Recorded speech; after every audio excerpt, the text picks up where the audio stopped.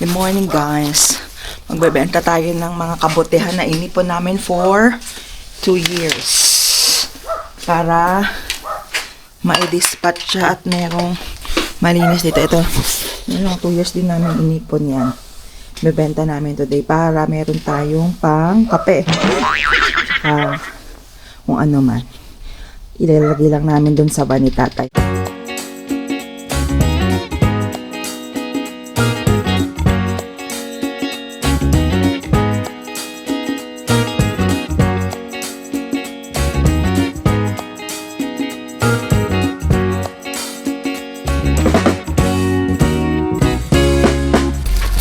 Yan, ano ibibenta.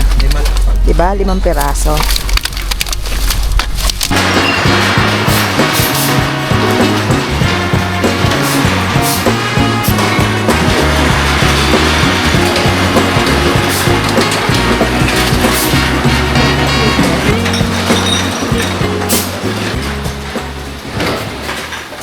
A few moments later. Nga pala. Ako ba ito? Oo. Yan. Bugok eh. Oh, yun. Hindi marunong eh.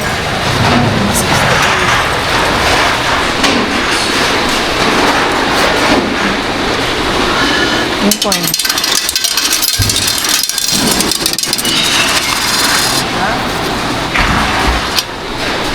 Oh, thank you dun sa strangers na nagbigay sa amin ng stranger na Strangers, sirs.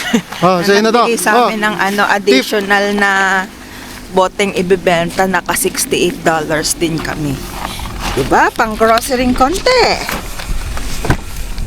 Buuin mo yun. Kaya lang 2 years namin inipon yan kasi Humihina na eh. umihina na yung rasyon namin. Dati kasi madami, gawa ng meron pa kaming tenant pati. Ano naman yung kape? Siyempre, yung pang kape na naman kami ni Tete. Hindi pa ako naka-seatbelt ko talaga. Kung naka-seatbelt, andar ka ng andar. I'm in a hurry, you know? Nasusui ka ba? You're in a hurry. Saan tayo? Yan.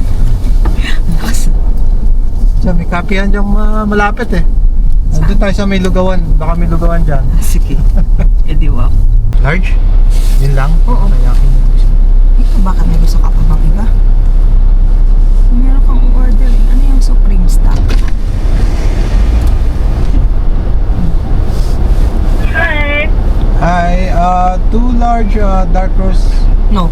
No, sorry. 2 large double. 2 large coffees, double.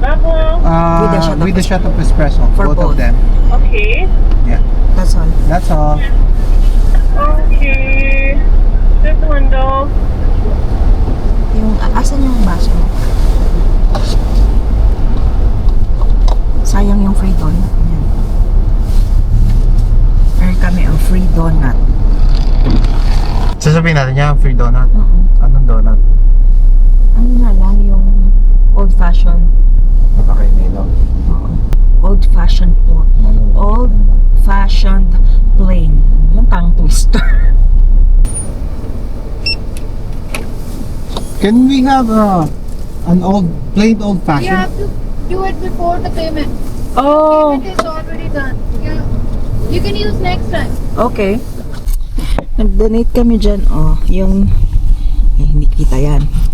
Diabetes Canada. Diabetes Canada.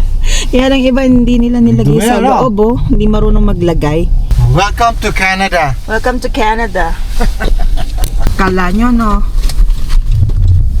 Kala nyo malinis silang lahat, no? Hindi. Kala nyo lang yon. So, pupunta kami ng... Saan nga kasi tayo pupunta? Millwoods. Millwoods Town Center kami ni tatay. O, sabi nila, ano daw, yung nakita natin. Tapos, oo nga no! Please play again. O yan, tatapon na natin yan. Now we know. Oh, merong nakikisali. Kala mo kasama rin siya sa kakain, oh. Ay, papakainin ko na rin. Ayan. Excited siya. Ayan, oh. Excited much? Yung ating kare-kare. hiniwalay ko yung pata. Ilalagay na lang namin yung sabaw. Ay, yung sauce. Let's eat!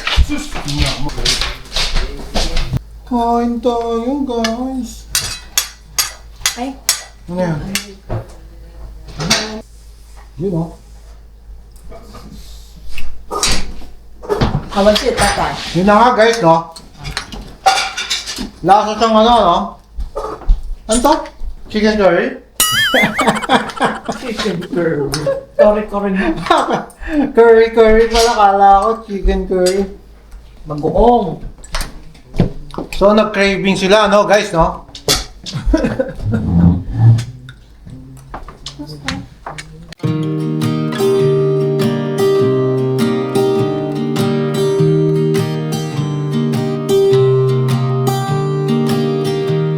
I was never the one to write up a song for just anyone. I was always the one to find myself lost in old conversations. Cause I've always been told that things will unfold if you keep on waiting. But then you came along and proved me all wrong. I was so mistaken. Hello. Hello. Punta kami sa City Orthodontics kasi yung kanyang... Kalimutan ko nung tawag doon, parang may natanggal. Hindi teeth. Hindi naman teeth mo yung natanggal. Meron ko. Yan. Ay, may upuan naman doon. 9 o'clock pa yung namin appointment. Maaga kami kasi. Hopefully, mauna kami para masaya. Ang lamig Kala ko okay lang yung lamig. It's so cold, you know. Ano yan? Mag-ano ka? Mag-e-edit ka? Background. Kala ko sarado pa. Bukas na pala. Buti na lang maaga tayo. No? Pangatlo na siguro tayo niyan. But that's okay. Siguro you finish at 10 maybe. At the most. And then you'll be there 10:30 sa school. Hatid ko pa to sa school kasi whole day sila ngayon eh. Yan. Naihatid na natin ang baguette sa kanyang school. Kaya, andito tayo ngayon sa Walmart. Bibili ako ng thick meds ni Milo. Kasi naman, yung season, kailangan niya nun.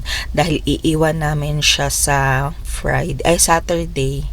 Wala lang, para may bago kasing lugar yung daycare niya para makapaglaro din sa ibang dogs. Tapos hindi namin yung kuko niya kasi mahaba. So bibili ako ngayon para mailagay ko para at least sa Saturday good to go na siya.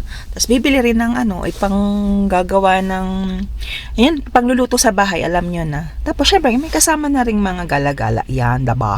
Pala ngayon, first day of spring. In fairness, hindi nag-snow. Pero malamig. Pero masaya.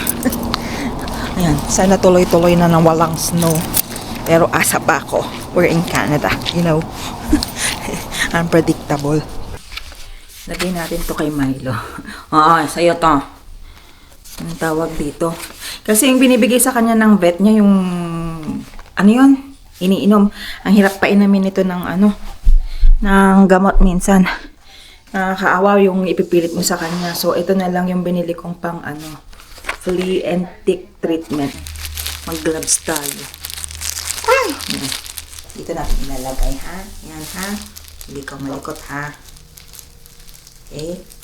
Good boy ba yan? Good boy.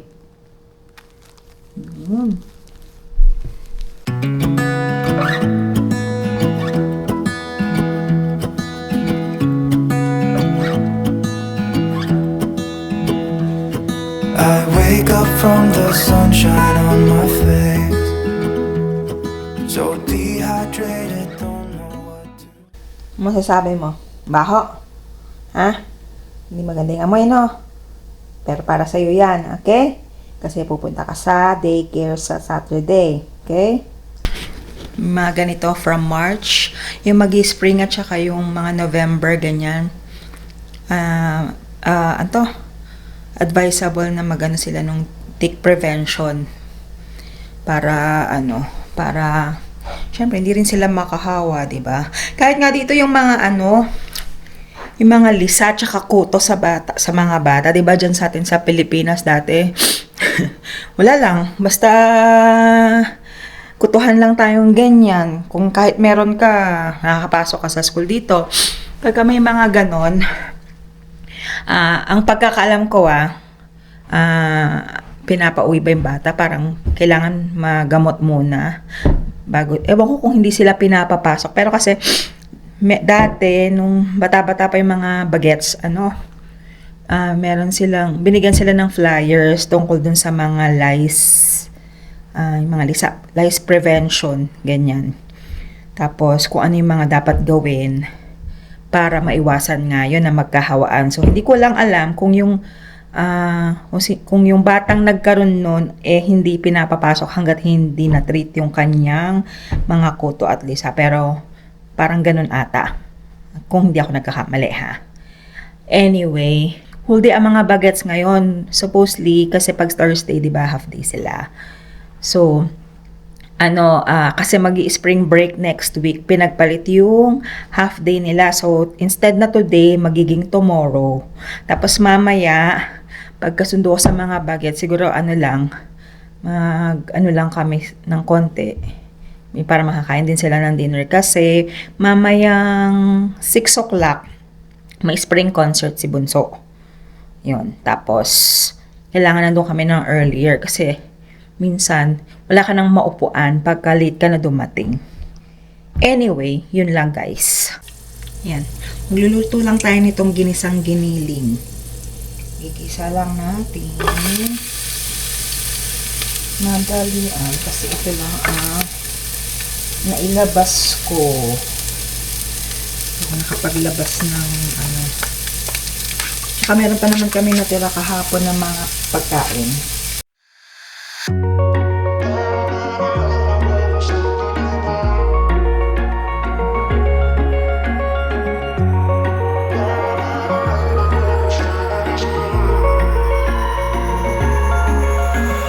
Wish I could say I was finally over you, but that's not the truth.